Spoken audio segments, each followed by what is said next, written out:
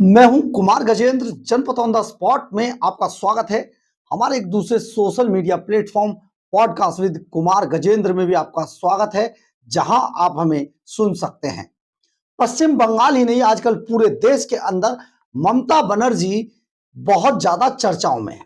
और चर्चाओं में हो भी क्यों ना, ममता बनर्जी ने कुछ ऐसा रिकॉर्ड बनाया है, कुछ ऐसा कुकृत्य किया है जो आज तक हिंदुस्तान के इतिहास में किसी ने नहीं किया।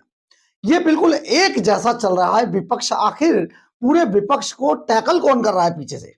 जो चीजें दिल्ली में होती हैं वो फिर बंगाल में होती हैं, जो बंगाल में होती हैं वो पंजाब में दिखाई देने लगती हैं। ये एक तरीके का पूरा नेक्सस देश के अंदर चल रहा है। और इस नेक्सस में जिस तरीके से विपक्ष में बैठे हुए कुछ पॉलिटिकल नेता इस पूरे एक तरीके के नैरेटिव को चलाने की कोशिश कर रहे हैं, ये अब किसी से छिपा हुआ रह नहीं गया है। दरअसल है क्या, रेड ईडी की रेड पड़ती है जो आईपैक कंपनी है, उसके निदेशक डायरेक्टर प्रतीक जैन के घर। प्रतीक जैन कौन है? इसमें दो तीन चीजें समझने की है। प्रतीक जैन वो व्यक्ति है जिसकी कंपनी है आईपैक। आईपैक क्या है?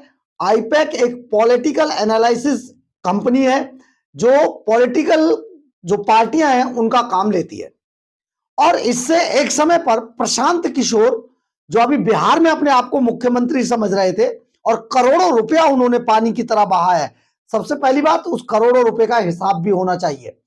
करोड़ों रुपया वो आया कहां से था, एक तो ये खड़ा होता है। और ये जो कंपनी आईपैक है, ये वही कंपनी है जो दिल्ली के अंदर अरविंद केजरीवाल की पार्टी का भी पॉलिटिकली जो पीआर था वो कर रही थी। अब आप समझिए, ममता बनर्जी की पार्टी का भी कर रही है और दिल्ली में आम आदमी पार्टी के भी प्रचार में लगी थी। यह अलग बात है कि आम आदमी पार्टी का सुपड़ा साफ हो गया, लेकिन डायरेक्टर वही प्रतीक जैन। और प्रतीक जैन कौन है? प्रतीक जैन दरअसल ममता बनर्जी की जो पार्टी है टीएमसी, तृणमूल कांग्रेस, उसके आईटी सेल के हेड हैं। अब आप समझिए, लेकिन एक और बड़ी सिमिलरिटी है इस मामले में, और वो सिमिलरिटी ये है कि जो आईपैक है उसको जो ईडी कहती है, उसको 20 करोड़ रुपया ट्रांसफर हुआ मुंबई की एक फर्म के द्वारा। 20 करोड़ रुपया ट्रांसफर हुआ मुंबई की एक फर्म द्वारा। और ये जो मुंबई में जो फर्म थी, उसने जो पैसा ट्रांसफर किया आईपैक को, वो कौन सी फर्म? वो वही फर्म थी जो अरविंद केजरीवाल के शराब घोटाले में इन्वॉल्व थी। यानी कि बहुत सारे तार अरविंद केजरीवाल और ममता बनर्जी के पार्टियों से और दोनों इन परिवारों से भी जुड़ रहे हैं। यानी कि विपक्ष में बैठकर अरविंद केजरीवाल जिस तरीके से ममता बनर्जी से रोहिंग्या और बांग्लादेशियों को ट्रांसफर करवा रहे थे दिल्ली के अंदर, उसी तरीके से, और दिल्ली और पंजाब में, और उसी तरीके से ममता बनर्जी हवाला के द्वारा उसी कंपनी से पैसा ले रही थी। 20 करोड़ रुपया ममता बनर्जी ट्रांसफर करा रही थी। वही कंपनी शराब घोटाले में अरविंद केजरीवाल की पार्टी से जुड़ी हुई थी, और आईपैक कंपनी जो अरविंद केजरीवाल और ममता बनर्जी दोनों की पार्टियों से जुड़ी हुई है। बहुत बड़ा घालमेल। लेकिन ये तो एक बात है, अब आगे चलते हैं। दरअसल है क्या, ममता बनर्जी ने वो सारे कायदे कानून जो थे, एक मुख्यमंत्री के पद पर बैठे हुए व्यक्ति ने वो सारे कायदे कानून उजाड़ कर रख दिए, उनको तहस नहस कर दिया। और साथ में थे बंगाल के डीजीपी। अब आप समझिए, 6 बजे प्रतीक जैन के घर पर ईडी की रेड होती है। लाउड एंड स्ट्रीट स्थित प्रतीक जैन के घर पे सुबह 6 बजे ईडी रेड करती है। और रेड का जो विषय था वो ये था कि 20 करोड़ रुपए बॉम्बे की एक फर्म से, जो शराब घोटाले में अरविंद केजरीवाल के दिल्ली में इन्वॉल्व थी, उस फर्म से 20 करोड़ रुपए हवाला के जरिए ट्रांसफर किए जाते हैं। और इसी ट्रांजैक्शन के सूत्र जब ईडी को मिलते हैं तो ईडी रेड मारने पहुंचती है प्रतीक जैन के घर पे। सुबह 6 बजे रेड शुरू होती है, लेकिन अचानक 12 बजते बजते ममता बनर्जी को यह सपना आता है कि भैया मेरा तो पॉलिटिकली सारा डेटा चुरा लेगी ईडी। और ममता बनर्जी बाकायदा डीजीपी बंगाल, पश्चिम बंगाल के साथ Z+ की सिक्योरिटी में प्रतीक जैन के घर पर पहुंचती हैं और ईडी अधिकारियों को बंधक बना लिया जाता है।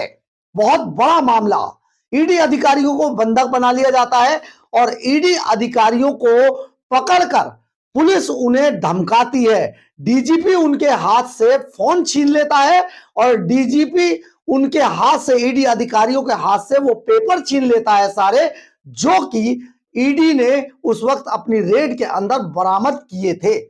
अब आप समझिए, एक डीजीपी एक ऐसा हरकत कर रहा है जैसे लगता है तृणमूल कांग्रेस का कोई कार्यकर्ता हो और तृणमूल कांग्रेस का कोई छुटवैया कार्यकर्ता हो। उनके हाथ से पेपर छीनता है, फोन छीनता है और ईडी अधिकारियों को धमकाना शुरू कर देता है।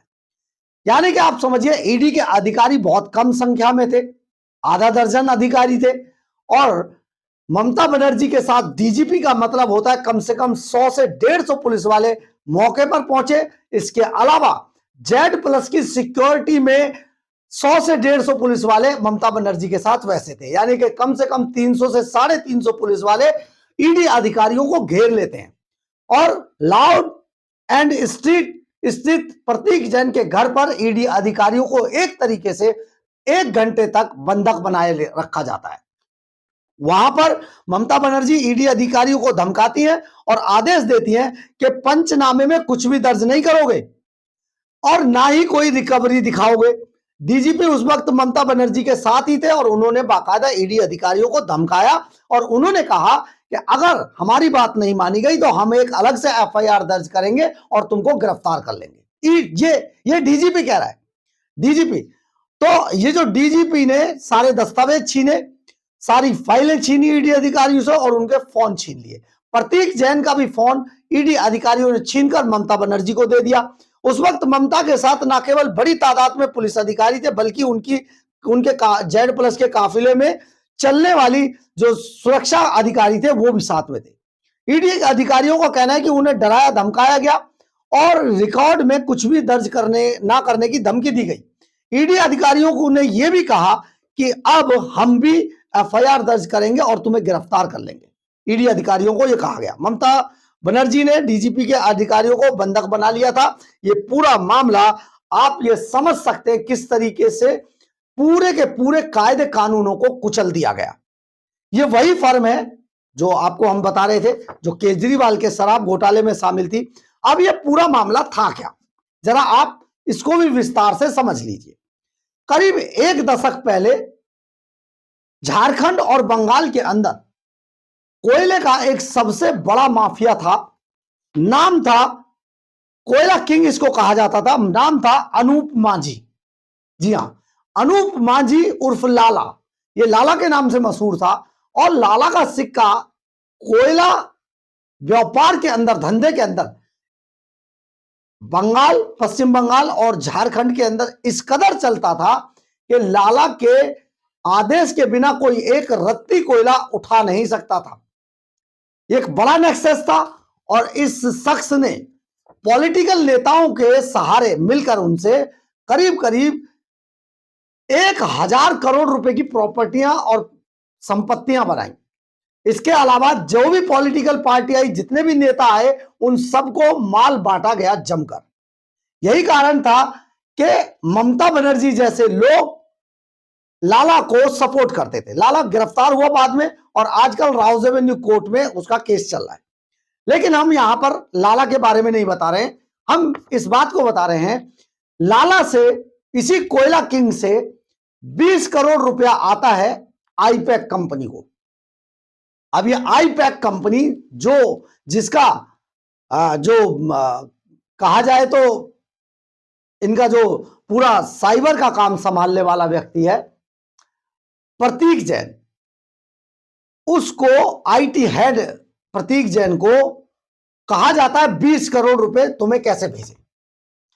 तो जो कंपनी ममता बनर्जी की तृणमूल कांग्रेस का पीआर कर रही थी, जो उनके पॉलिटिकली सारी चीजों को देख रही थी, उस कंपनी को लाला के इशारे पर जो कोयला किंग था, मुंबई की एक कंपनी से 20 करोड़ रुपए ट्रांसफर किए जाते हैं। और उन 20 करोड़ रुपयों को जब, क्योंकि अभी ईडी की टीम जो कोयला किंग है लाला, उसको अभी उसके मामले की जांच कर रही है।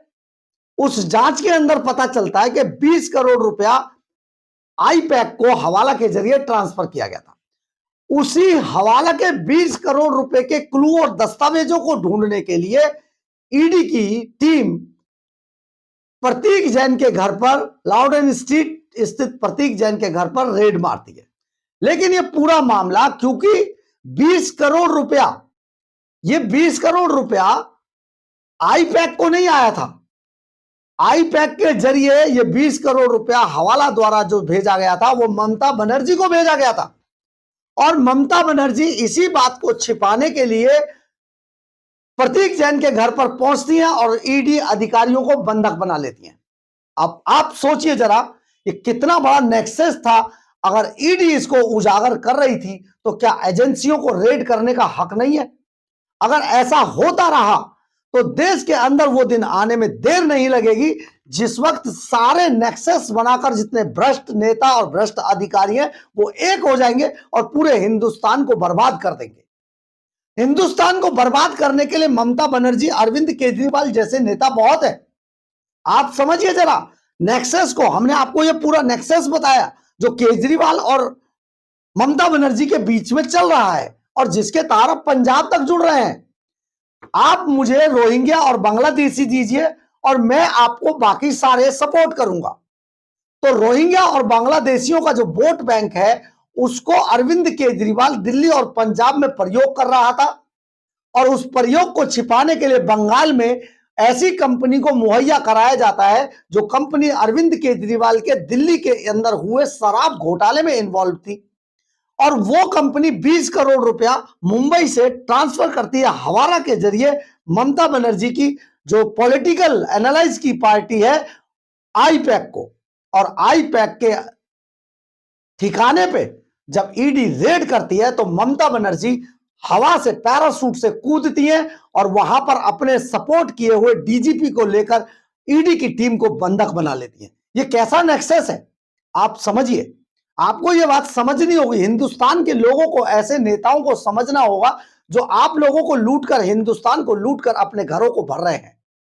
पॉलिटिकल पार्टियां चलाने के नाम पर जो बड़े बड़े, कोई आतंकवादियों से पैसा ले रहा है, कोई कहीं से पैसा ले रहा है, कोई कोयला घोटाले से पैसा ले रहा है और यही पूरा नेक्सस देश को बर्बाद कर रहा है।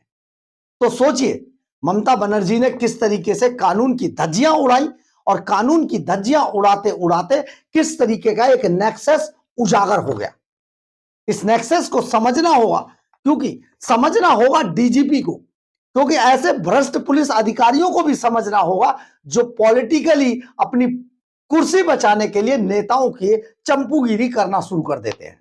एक बहुत बड़ा नेक्सस। और आप लोग ये जरूर जान लीजिए, क्योंकि अभी बहुत सारी बातें विपक्ष के द्वारा जो फैलाई जा रही हैं वो कुछ इस तरीके से फैलाई जा रही हैं जैसे लोकतंत्र पर हमला हो गया। लोकतंत्र पर हमला तो ये है कि एक तो चोरी, ऊपर से सीना जोरी। इतने 20-20 करोड़ रुपए की रकम ये पॉलिटिकल लोग ले लेते हैं, लेकिन दूसरे अकाउंट में ट्रांसफर कराकर। तो क्या इनको पकड़ना नहीं चाहिए? बड़ा सवाल। आप जरा जवाब दीजिएगा, क्या इन लोगों को पकड़ना नहीं चाहिए? तो ईडी को बंधक बनाने वालों को भी पकड़ना चाहिए। मामला हाईकोर्ट में पहुंच गया है, लेकिन अब यह मामला थमेगा नहीं। इस मामले में ममता बनर्जी को जेल भी जाना पड़ सकता है और अगर गृह मंत्रालय सख्त हुआ तो डीजीपी को अपनी कुर्सी से हाथ भी धोना पड़ सकता है। लेकिन आने वाले दिनों में अभी इस पूरे मामले पर बहुत कुछ आपको देखने को मिलेगा, क्योंकि नौटंकी अभी शुरू हुई है। बहरहाल, अगर आपको हमारी ये खबर अच्छी लगे तो आप इसे लाइक, सब्सक्राइब और शेयर जरूर करें। कमेंट्स बॉक्स में अपनी राय जरूर लिखें। इससे हमें बहुत बहुत बहुत ऊर्जा मिलती है। जय हिंद, जय भारत।